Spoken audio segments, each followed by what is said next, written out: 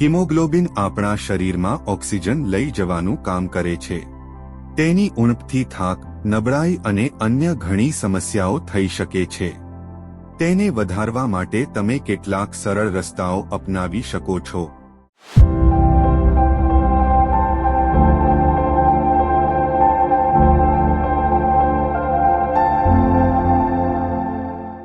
Number 1, આયર્નથી ભરપૂર ખોરાક ખાઓ.